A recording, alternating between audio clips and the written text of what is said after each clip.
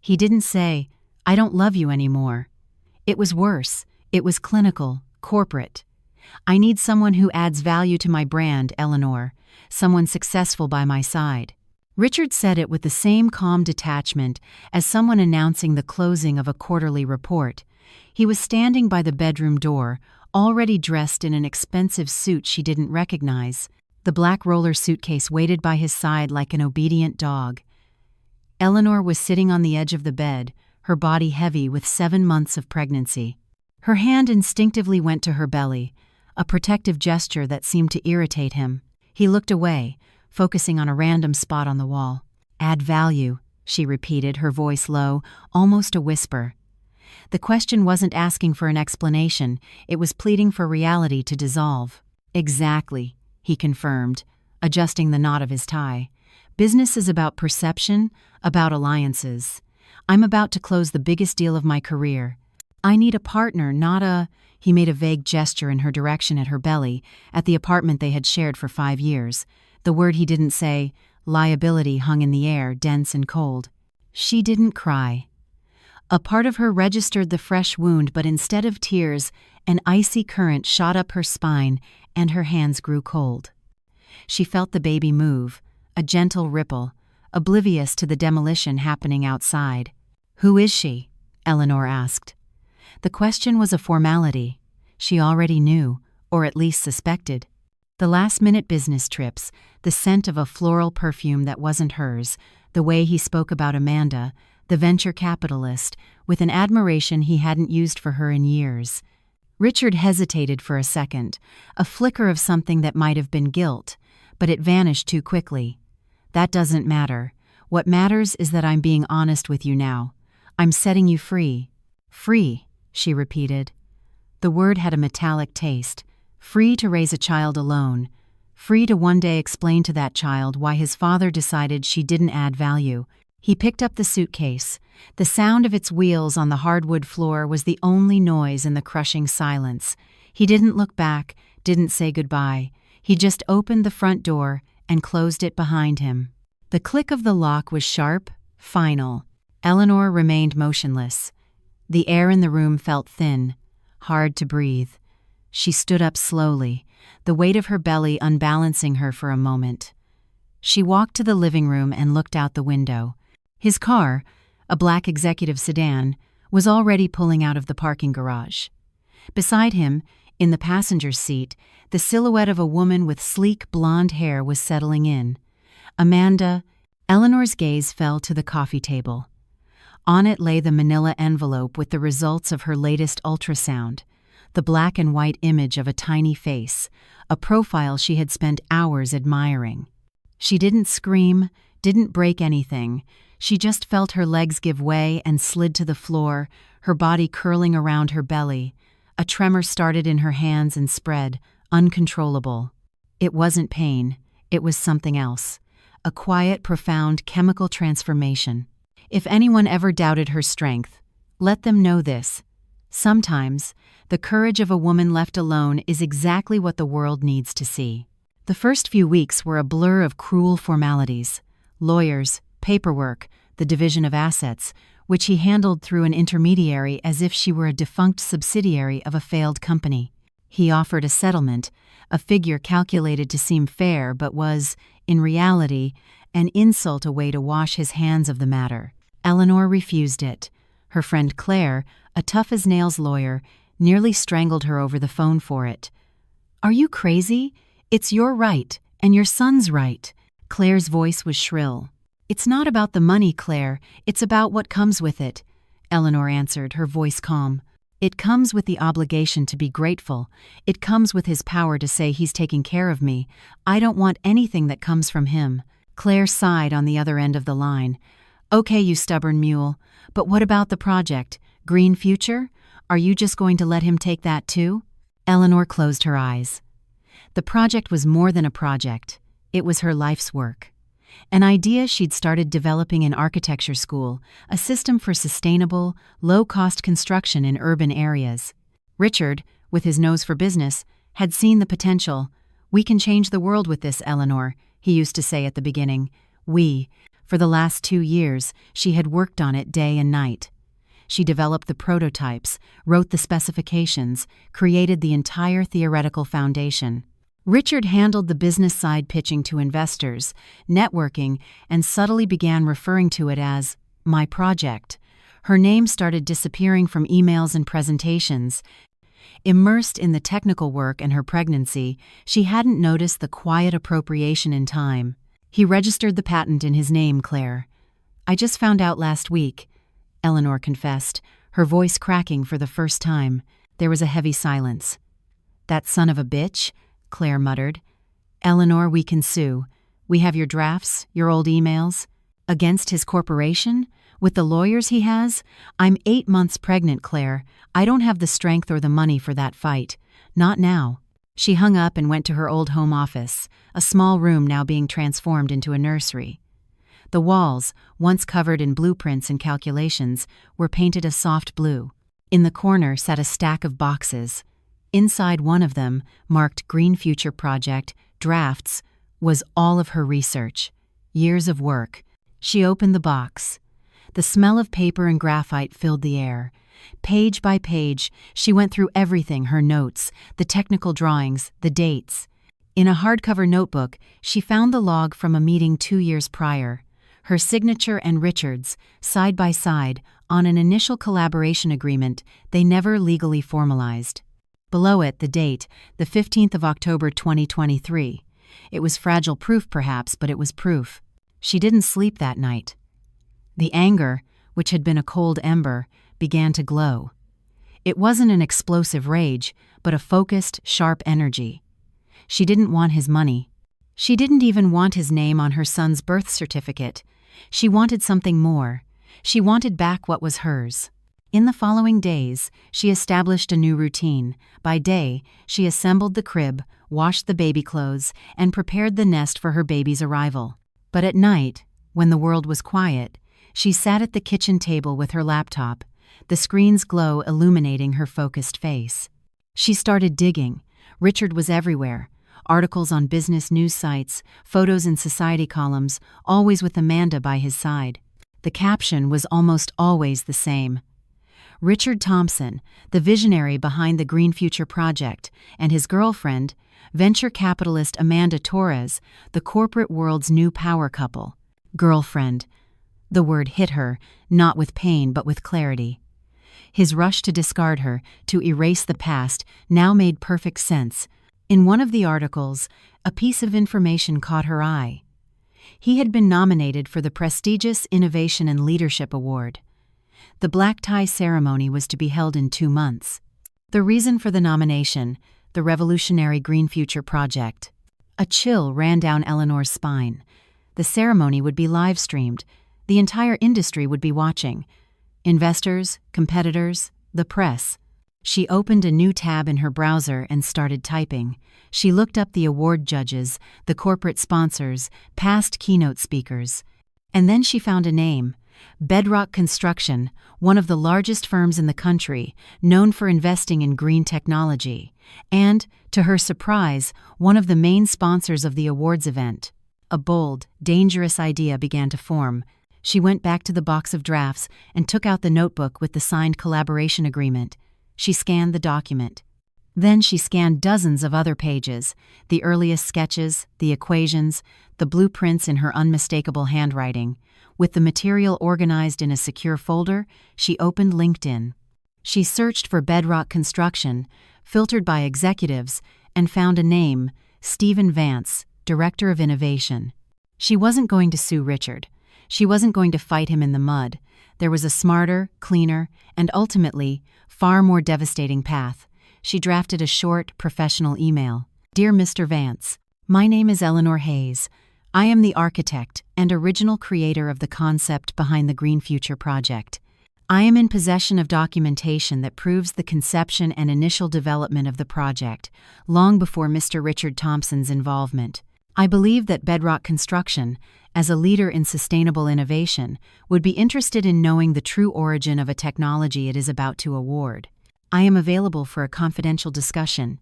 She attached a single file, the scanned image of the collaboration agreement, with both their signatures and the date.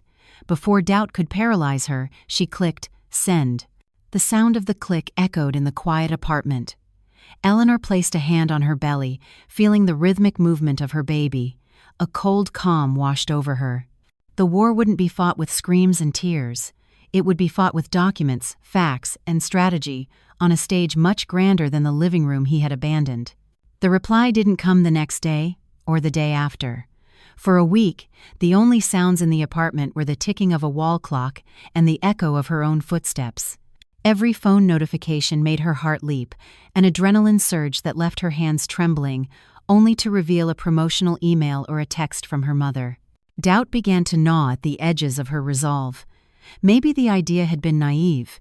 A director of a massive corporation wouldn't waste his time on an email from an unknown address, an allegation without the weight of a law firm behind it. Maybe Stephen Vance had simply deleted the message, dismissing it as the rambling of a bitter ex-wife. Eleanor tried to focus on her pregnancy routine, which grew more demanding each day. The ache in her back was constant, the fatigue profound. One afternoon, while organizing the baby's closet for the third time, a sharp pain in her lower back made her stop. Breath held. She leaned against the dresser, her pale face reflected in the mirror. In that reflection, she saw not just a woman nearly 9 months pregnant. She saw the vulnerability of her position, alone, a child about to arrive, declaring war on a man at the peak of his power. The loneliness of that fight felt, for a moment, unbearable. It was then, in that moment of weakness, that her phone vibrated on the bed. The sound was different, a professional email notification. The sender's name was simple, direct, Stephen Vance. The subject line: Confidential, GreenFuture Project. The air rushed out of her lungs.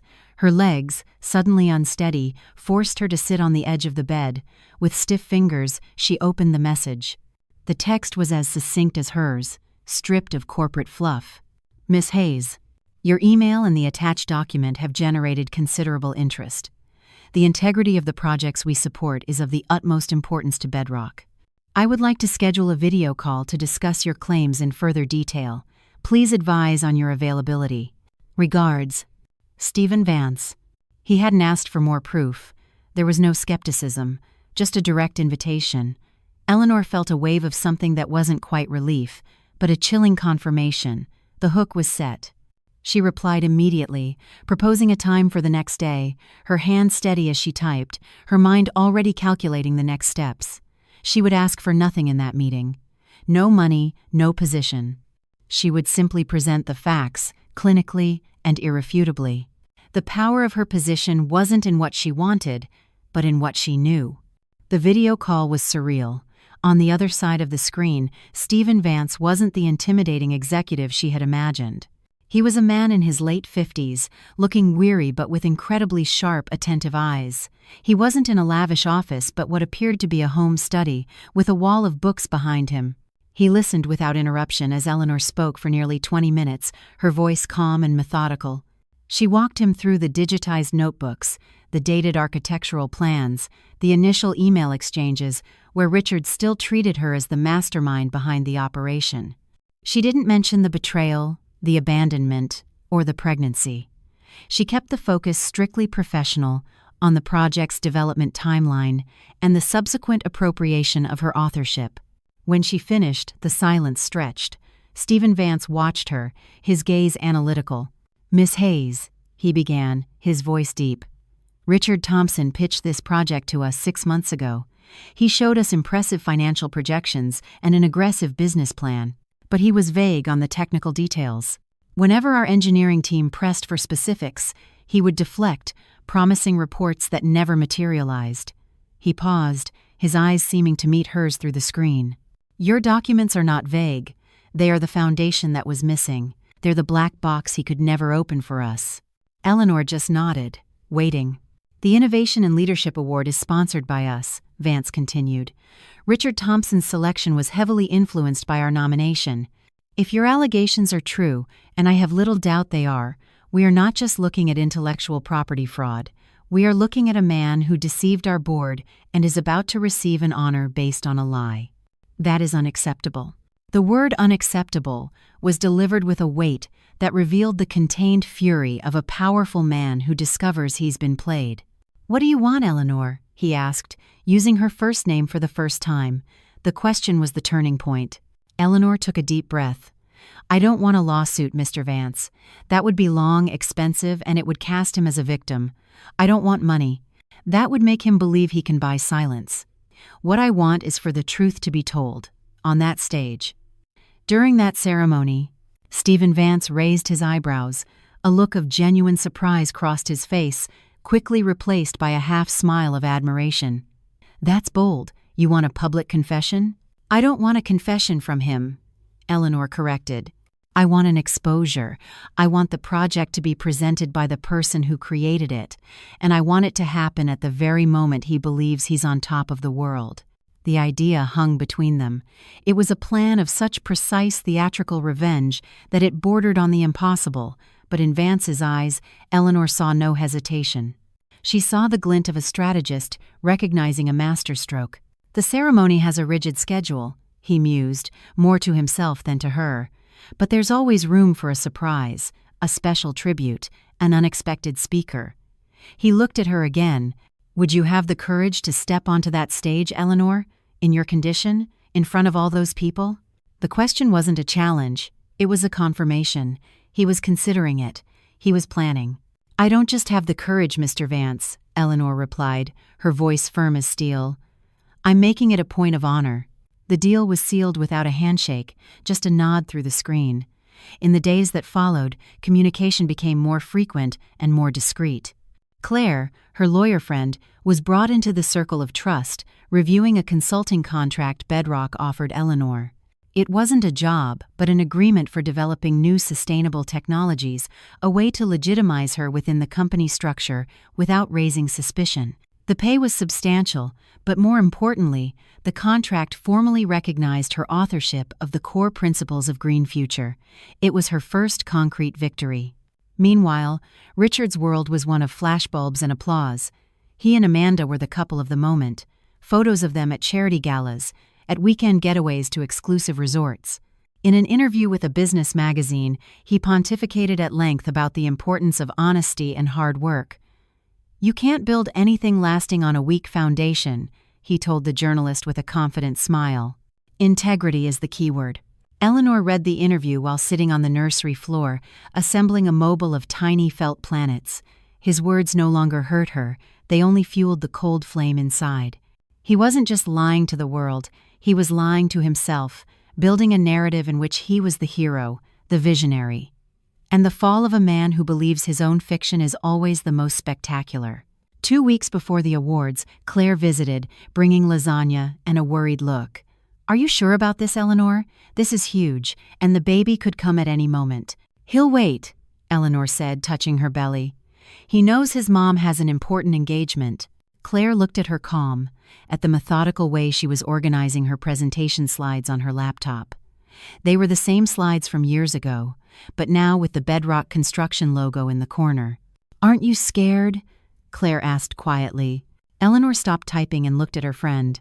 "I was scared the night he left. I was scared when I turned down the settlement. I was scared when I sent that email. This isn't fear anymore. This is purpose." On the eve of the event, a package arrived. Inside was an elegant navy blue silk dress, cut to accommodate her 9-month belly perfectly, and a simple note from Stephen Vance. "For our keynote speaker. See you tomorrow." That night, she felt the first contractions, light and spaced, like a reminder. Time, in every sense, was running out. She breathed through them, focusing on the task ahead. The pain was an old acquaintance, but for the first time in a long time, hope was stronger. The Grand Hyatt ballroom was an ocean of light and murmurs. Crystal chandeliers, heavy as promises of wealth, cast a golden glow over a sea of black tuxedos and couture gowns. The air was thick with the mix of expensive perfumes, the clinking of champagne flutes, and the collective ambition of hundreds of people who measured each other's worth by the glint of a watch or a name whispered in an introduction. It was a closed ecosystem where success was the only currency and failure was a contagious disease to be avoided at all costs. Richard Thompson moved through this environment not as a guest, but as its apex predator. He arrived with Amanda on his arm, a vision of curated perfection. He was impeccable in a custom-tailored tuxedo. She was in an aggressive red dress that seemed cut both to draw every eye and to warn them to keep their distance. They didn't walk, they glided. Every smile, every handshake, every sentiment from Richard was calibrated to project power and a false modesty that only the truly arrogant can master. Amanda, for her part, played the role of consort with surgical precision, her hand possessively on his arm, her eyes scanning the room, cataloging allies and rivals. They were the embodiment of the new power couple, an image they had helped the press construct. Camera flashes exploded around them. Reporters from society columns and business journals jostled to get a quote. "Richard, a word about your expectations for tonight," one of them shouted. Richard paused, turning toward the light with the ease of a seasoned actor, pulling Amanda closer in a gesture that was both protective and proud. "Tonight isn't about me," he said, his voice deep and resonant, projected to be heard over the din. "It's about the future. It's about proving that innovation and integrity can go hand in hand to build a better world." The word integrity rolled off his tongue with a chilling conviction, as if he had repeated it to himself so many times it had become his personal truth. Amanda beamed, a smile that didn't reach her cold, calculating eyes. Meanwhile, backstage, in a small, gray-walled waiting room with an untouched bottle of mineral water on the table, Eleanor felt another contraction. This one was sharper, a wave of pressure that radiated up her back and tightened in her belly, making her catch her breath. She closed her eyes, pressing a flat hand to her stomach, and breathed deeply, just as the instructor in her birthing class had taught. In through the nose, out through the mouth. The peak of the pain passed, leaving a trembling exhaustion in its wake. She opened her eyes, 30 minutes until her cue. The baby was here, delivering an ultimatum. An event staffer, a young man with an earpiece and a clipboard, peeked through the door. "Miss Hayes, everything okay? Mr. Vance asked me to check if you need anything." "I'm fine, thank you," she replied, her voice surprisingly steady. "Just reviewing my notes." The young man nodded, oblivious to the tension in the room, and closed the door. Eleanor looked at the tablet on the table where her presentation was open, the slides, the documents, the irrefutable proof. It all seemed distant, secondary to the overwhelming reality her own body was imposing on her. For a moment, the sheer madness of her plan hit her with full force. She was in labor, about to walk onto a stage to execute a televised corporate takedown. What was she doing? The urge to call Claire, to ask someone to come get her and take her to the safety of a hospital, was overwhelming. But then she thought of Richard. She thought of his phrase, "I need someone who adds value." She thought of Amanda's smile in the photos. She thought of the child on its way, a child who deserved to know that his mother did not break, that she fought for what was hers, that his arrival in the world coincided, not with his mother's defeat, but with her greatest victory.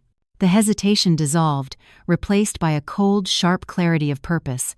She wasn't doing this for revenge, she was doing it for justice, and for him. The baby stirred, as if in agreement. In the main ballroom, dinner had been served and cleared. The master of ceremonies, a TV host famous for his superficial charm, took the stage to announce the final award of the night. And now, the moment we've all been waiting for. The Innovation and Leadership Award celebrates not just an idea, but the courage to make it a reality. This year, the winner is a man whose work promises to revolutionize civil engineering and redefine sustainability. Ladies and gentlemen, the winner is Richard Thompson for the GreenFuture project. The room erupted in applause. Richard rose, pressing a kiss to Amanda's lips in a gesture rehearsed for the cameras, and made his way to the stage. He ascended the steps confidently, his face lit with a smile of absolute triumph. He shook the host's hand and accepted the heavy glass and metal trophy. For a long moment he stood there, bathed in the glow of the spotlights, soaking in the adoration of the crowd. It was the apex of his life, the validation of all his choices, the confirmation that the ends did in fact justify the means. He stepped up to the podium, adjusted the microphone, and waited for the applause to die down. "Wow," he began with a humble chuckle. "I'm speechless. To look out at all of you, my colleagues, my mentors, my friends, it's an immense honor. He paused, his gaze sweeping the front row, where the executives from Bedrock, including Stephen Vance, watched him with unreadable expressions. Many people ask me where the inspiration for GreenFuture came from. And the truth is, it didn't come from a single eureka moment. It came from a long process of hard work, sleepless nights, sacrifice, and unwavering belief that we can leave a positive legacy on this planet. Backstage, Eleanor watched it all on a monitor, standing. Every word he spoke was another layer of varnish on the lie. "This award," Richard continued, holding up the trophy, "isn't just for me. It belongs to everyone who believes in honesty, to everyone who knows that the right path isn't always the easiest, but it's the only one worth taking. It belongs to my team, who worked tirelessly, and it belongs to a new phase in my life, beside a woman who inspires me to be better every day." He looked directly at Amanda, who brought a hand to her heart, the perfect actress in her supporting role. The speech was a masterpiece of hypocrisy, and the audience drank it in with devotion. They weren't applauding the man, they were applauding the image he projected, the success story they all aspired to live. Richard was in total control, the conductor of his own symphony of deceit. He was about to wrap up, to exit the stage at the height of his glory, when the MC stepped in, touching his arm. "Richard, one moment, please," the host said with an enigmatic smile. "The night isn't over just yet. The awards committee, in partnership with Bedrock Construction, has prepared a special tribute, a surprise to celebrate the genius of the GreenFuture project even further." Richard frowned, caught off guard. "A tribute?" He glanced at Stephen Vance in the audience, who gave him only a slight nod. The confusion on his face was quickly replaced by another wave of pride. They were so impressed with him that they'd prepared a surprise. The night was just getting better and better. "Well, I love surprises," he said into the mic with a laugh. The audience laughed with him. "Great!" the host exclaimed, "because we have with us tonight someone who can speak to the essence of GreenFuture with unique authority. A pivotal figure in the project's conception who, until now, has remained behind the scenes. Ladies and gentlemen, please give a warm welcome to the architect and innovation consultant for Bedrock, Eleanor Hayes." The name hung in the air for a second. Eleanor Hayes. To 99% of the audience, it was an unknown name, but to Richard, it was as if the floor had opened up beneath him. The smile froze on his face, the color drained from his skin. He turned slowly, his body rigid, toward the side of the stage, where a spotlight was now focusing on a new figure. And then she appeared. She emerged from the backstage gloom and stepped into the light. The navy blue dress hugged the prominent curve of her belly, not as a sign of fragility, but as a silent, undeniable statement of her reality. She didn't walk with the hesitation of a victim, but with the deliberate calm of someone who knows exactly where she is stepping. Her eyes didn't scan the audience or seek out the cameras. They were fixed on a single point, Richard's face. The shock on his face was so profound, so visceral, that for a moment she felt the vibration of his world shattering, even from a distance. The petrified smile, the drained color, the hand still clutching the glass trophy, now with whitened knuckles, he looked like a man seeing a ghost. And in a way, that's exactly what she was, the ghost of everything he had tried to bury. A murmur rippled through the ballroom. It wasn't loud, but it was pervasive, like the sound of hundreds of mental gears turning at once, trying to process the scene. Who was this woman? Pregnant, elegant, introduced as a key figure in the project. And why did the night's honoree look like he had been struck by lightning? In the front row, Amanda Torres was paralyzed, her admiring smile frozen into a mask of confusion and rising alarm. Her eyes darted from Richard on stage to the woman approaching. The sharp intuition of someone who lives by appearances told her that something was catastrophically wrong. Eleanor reached the center of the stage. The MC, a consummate professional, handed her a microphone and stepped back, leaving the two protagonists alone under the spotlights, Richard and Eleanor. The distance between them was no more than a few yards, but it felt like an uncrossable chasm. The silence in the ballroom became heavy, thick with anticipation. "Good evening," Eleanor said. Her voice, amplified by the sound system, was clear and steady, without a trace of a tremor. She didn't look at Richard. Instead, she addressed the audience, that sea of curious and expectant faces. It's an honor to be here, especially on a night that celebrates innovation. She paused, letting the word innovation hang in the air. Innovation isn't just about a good idea. It's about the journey of that idea. It's about its origin, its integrity. And integrity, as Mr. Thompson mentioned in his speech, is the foundation of everything. The use of the formal Mr. Thompson was like a slap. It created a sharp, professional distance, publicly severing any personal tie that might have existed between them. Richard took an involuntary step back, the trophy in his hand suddenly seeming heavy and vulgar. He opened his mouth to say something, perhaps to interrupt, to take control, but no sound came out. He was an actor who had forgotten his lines, trapped in a play he didn't know he was in. The GreenFuture project was born many years ago, Eleanor continued, her tone now instructional, like a professor presenting a thesis. It was born not in a corporate boardroom, but in the notebooks of an architecture student. It was born from hand-drawn calculations, from late nights researching materials, from a dream of creating housing that was not only sustainable, but accessible. Behind her, on the massive screen that had previously displayed the award's logo, an image appeared. It was a page from a notebook, covered in fluid handwriting and technical drawings. In the bottom corner, a date was clearly visible, the 15th of October 2023, and two signatures. This, Eleanor said, gesturing to the screen without needing to look, is the project's original collaboration agreement, the document that started it all. My signature, as the creator of the concept, and Mr. Thompson's signature, as the partner who would bring the idea to market. The murmur in the ballroom turned into a buzz of shock. People leaned forward in their seats. Cell phones began to rise discreetly to record. The story being told was infinitely more interesting than the rehearsed speech from minutes before. The live stream camera, sensing the drama, zoomed in on Richard's face. Sweat glistened on his forehead.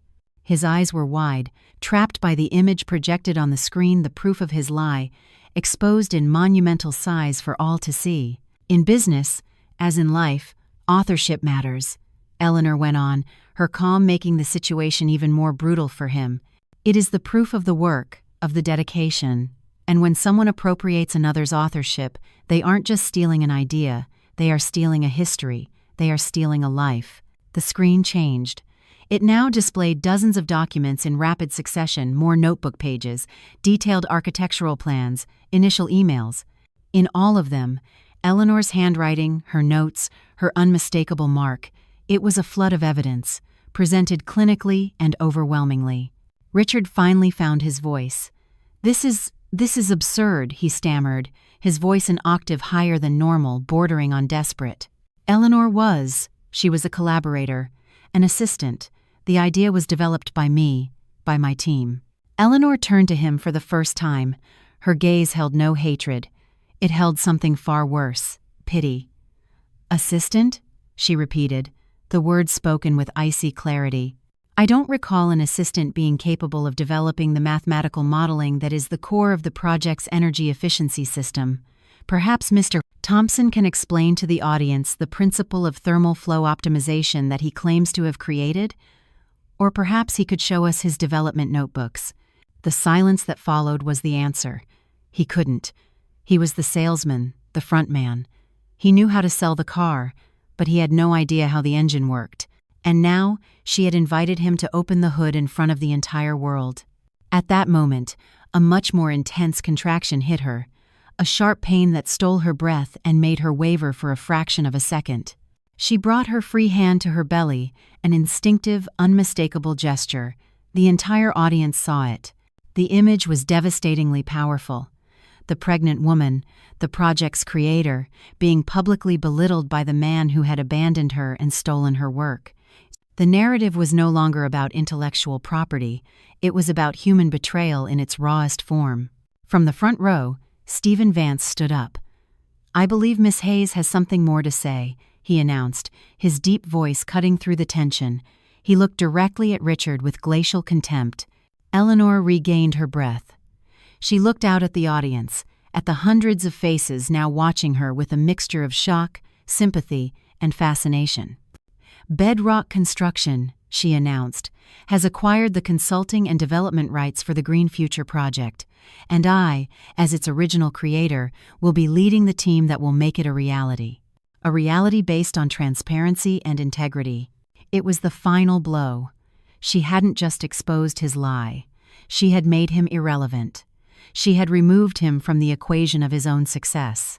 The project, the future, the glory, it all belonged to her now. The silence was broken by a single sound. One person clapping, slowly, deliberately.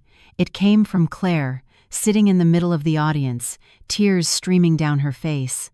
Then another person clapped, and another. Within seconds, the entire room was on its feet, not applauding a victim, but giving a standing ovation to a strategist. They were applauding the courage, the intelligence of the play, the spectacular reversal of fortune they had just witnessed. It wasn't applause born of pity, it was an ovation of admiration. Richard stood frozen, isolated on his island of shame, the sound of the ovation crashing over him like a judgment. The trophy slipped from his sweaty hand and fell to the stage with a dull thud. The sound was muffled by the roar of applause for her. The sound of the ovation was a solid, impenetrable wall. For Eleanor, it was a wave of validation holding her up, despite the growing pain in her body. For Richard, it was the sound of his own public execution. He looked out at the audience, at the faces that had admired him minutes ago, and now stared with a mixture of contempt and morbid fascination. He saw the cell phones, now held high without any pretense, recording his humiliation for digital posterity. The image of his pale, shocked face, the fallen trophy at his feet, would be on blogs, social media, and news sites before he could even get off that stage. His reputation, so carefully constructed on a foundation of lies, had turned to dust in less than 10 minutes. He tried to speak, to move his lips to form a denial, a defense, anything to stop the bleeding, but his mind was white noise. The words he had always used so easily, synergy, vision, integrity, now felt like ash in his mouth. He looked desperately to the front row for an ally, a friendly face. He found Stephen Vance's eyes, which regarded him with the coldness of a judge delivering a sentence. He saw other executives, his former golf partners and dinner companions, now averting their gazes, studying their shoes, pretending not to witness the disaster. No one extends a hand to a man in free fall. His last resort was Amanda. He searched for her in the crowd, his gaze pleading. She was still standing, like everyone else, but she wasn't clapping. She was motionless, her face a mask of calculating fury. Her eyes weren't on him, they were on Eleanor. She didn't see a betrayed partner. She saw an asset that had just become toxic, an investment gone bad. When her eyes finally met his, there was no compassion. There was only a cold, final assessment. With an almost imperceptible movement, she gave a slight shake of her head, a tiny, devastating gesture that said, "It's over." Then, with a terrifying calm, she turned, pushed her way through the stunned guests, and began walking toward the ballroom exit. She didn't look back. The abandonment was as clinical and efficient as Richard's decision to leave Eleanor months before, the brutal symmetry of it all. The sight of Amanda leaving was what finally broke Richard. A physical, uncontrollable reaction took over. A tremor started in his hands and traveled up his arms. The air wouldn't enter his lungs. He stumbled backward, tripping over the fallen trophy. The metallic clatter of the object rolling across the stage was the only sound that managed to pierce the wall of applause. Two of the event's security guards, discreet but firm, stepped onto the stage. They didn't touch him aggressively, but with professional efficiency, one on each side. "Mr. Thompson, this way, please," one of them said, his voice low but imperative. It wasn't an invitation, it was an order. They were escorting him from his own coronation, now transformed into his gallows. As they led him toward the darkness of the backstage, the last thing Richard saw was Eleanor. She was standing at the center of the stage, one hand protectively on her belly, the other holding the microphone. She wasn't smiling. Her face was a mixture of exhaustion, pain, and a deep, unshakable peace. She watched him being led away, not with triumph, but with the detachment of someone closing the final chapter of a painful book. He was no longer the villain of her story. He was just a minor character whose journey had come to a pathetic end.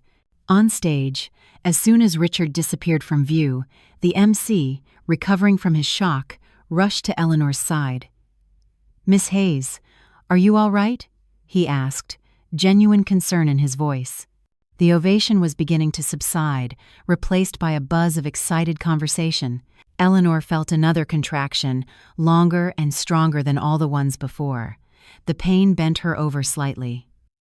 "I need a hospital," she managed to say, her voice now a whisper. Controlled panic took over. Stephen Vance was already striding up the stage steps, his cell phone pressed to his ear. "Yes, an ambulance at the service entrance." "Now, it's an emergency," he commanded. Claire was there too, pushing through the crowd, her face a mask of pride and panic. "Eleanor, I'm here," she said, taking Eleanor's arm. "You did it. You did it, you brilliant, crazy woman." Eleanor leaned on her friend, her body heavy, the adrenaline of the confrontation finally giving way to the overwhelming urgency of nature. "He's coming," she whispered, a half-smile of exhaustion on her face. "I think he wanted to see the end of the show." Security guards and event staff formed a human cordon, shielding her from curious eyes and cell phones as they guided her off the stage through a side exit. The transition was surreal. One moment, she was at the center of the city's corporate universe under 1,000 lights. The next, she was in a cold, gray service corridor under flickering fluorescent bulbs, the sound of her own gasping breaths echoing off the concrete walls. The pain was the only constant between the two worlds. As they waited for the paramedics to arrive, sitting in a chair someone had provided, Eleanor closed her eyes. She wasn't thinking about Richard or Amanda or the award. She was thinking only of the small life pulsing inside her, fighting its way into the world. The revenge was complete. Justice had been served. But there, in that sterile hallway, she understood that this had never been the real prize. Richard's exposure wasn't the end of the journey, it was just the prologue. The real story, her true creation, was about to begin. 2 days later, the only light that mattered was the one filtering softly through a hospital room window, painting golden stripes on the floor. The only sound that mattered was not applause or murmurs, but the quiet, rhythmic breathing of a newborn baby. Eleanor held her son Leo in her arms. He was small, perfect, and sleeping with the serenity of someone who knew nothing of the chaotic world he had just entered. His scent, a mix of milk and newness, was the only perfume in the air. The entire drama of the awards night, the tension, the revenge, Richard's public humiliation seemed to belong to another lifetime, to a person she barely recognized. Claire was sitting in a chair in the corner, scrolling through news on her tablet. "You're not going to believe this," she said quietly, so as not to wake the baby. "It's a bloodbath. Richard's company has lost almost half its market value in 48 hours. Investors are jumping ship like rats. The Forbes article is calling him the ghost CEO. They say he hasn't been seen since the event." Eleanor didn't respond immediately. She stroked Leo's head, feeling the fine, soft hair under her fingertips. The news of Richard's downfall brought her no extra satisfaction, no wave of triumph. It was just a fact, the logical outcome of an equation she had set in motion. He was no longer a presence in her mind. He was just an echo, growing fainter. "And Amanda?" Eleanor asked, with the clinical curiosity of someone observing a specimen under a microscope. Claire let out a short, humorless laugh. "Oh, Amanda's a survivor. She's already given an exclusive interview to a celebrity magazine. The headline is, 'I was deceived and manipulated by a pathological liar.' She's painting herself as the ultimate victim, a heartbroken woman who discovered the awful truth along with the rest of the world. They've already got a photo of her walking pensively on a beach. The woman is an artist." Eleanor shook her head, a faint smile on her lips. It was predictable. In their ecosystem, victimhood was just another personal branding tool. Amanda would survive. Richard, perhaps not. But none of it mattered anymore. Stephen Vance visited that afternoon. He came not as a corporate director, but as an ally. He brought an awkward bouquet of flowers and a gift for the baby. He stood by the bed, looking at Leo with an expression of genuine awe. "He has no idea what a grand entrance he made into this world," Vance said with a smile. Eleanor, the Bedrock board met yesterday. They're ecstatic, not with the scandal, of course, but with your courage and, more importantly, with your mind. The GreenFuture project, under your leadership, is no longer just an investment, it's our new flagship. He paused, his tone becoming more serious. We'll take care of everything. The transition, the team, the lab, it will all be ready for you when you are. No rush. The future is yours to shape, on your timeline. Thank you, Stephen, she said, and the gratitude was sincere, for believing in me when I was just an anonymous email. I didn't believe in you, Eleanor, he corrected her gently. I believed in the facts. You had them. He didn't. The rest was just consequence. When he left, the room returned to its peaceful silence. Eleanor looked down at her sleeping son. This tiny being was the most important consequence of all. He was the irrefutable fact of her new life. A week later, she left the hospital. As she walked out the main doors of the building, holding the car seat with Leo nestled inside, a reporter and a photographer who had apparently been waiting rushed toward her. Miss Hayes, a word about your future plans? How does it feel to be the real winner of that night? The reporter asked, holding out a recorder. Eleanor paused. For a moment, the old Eleanor, the one who was left behind, would have shrunk back, would have hidden, but she was no longer that woman. She looked directly at the reporter, then at the camera, and a serene smile touched her lips. The real winner of that night is sleepy and needs a diaper change, she said, her voice light and amused. And my future plans involve figuring out how to assemble a baby stroller without having leftover parts. She didn't wait for another question. She just continued on her way to the car where Claire was waiting. The reporter stood there, speechless, as the photographer lowered his camera, smiling. The answer was perfect. It disarmed the drama, rejected the role of the vengeful heroine, and placed her exactly where she wanted to be, in control of her own narrative. Months passed. Eleanor's life found a new rhythm, a new normal. It was a routine of late-night feedings and video conferences during Leo's naps. The work at Bedrock was challenging and fulfilling. She led a team of brilliant engineers and architects who treated her with a respect she had never known. Together, they were taking GreenFuture apart and building it back better, stronger, more authentic. It was her life's work, finally in her own hands. She never heard from Richard directly again.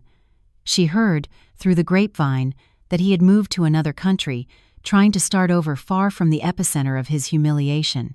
He had become an anecdote in the business world, a cautionary tale about the perils of hubris. He was, as the magazine had said, a ghost. One autumn afternoon, as she was pushing Leo's stroller through a park, leaves falling around them, she sat on a bench. Leo was babbling, pointing his tiny finger at a passing dog. Eleanor watched him, and a sense of peace so profound it was almost physical filled her. She had lost a husband, a home, a life she thought she wanted, but in the process she had found something infinitely more valuable. She didn't need revenge to heal. Success wasn't her revenge. Success was just the byproduct of her own rediscovery. The real victory wasn't his fall, but her own rise, the ability to stand on her own and build something new from the ruins. She leaned down and kissed the top of her son's head. The journey had been brutal, the pain real. But here, in this simple moment under the afternoon sun, she understood the final truth. Sometimes, losing the love you thought you needed is the only way to finally win yourself.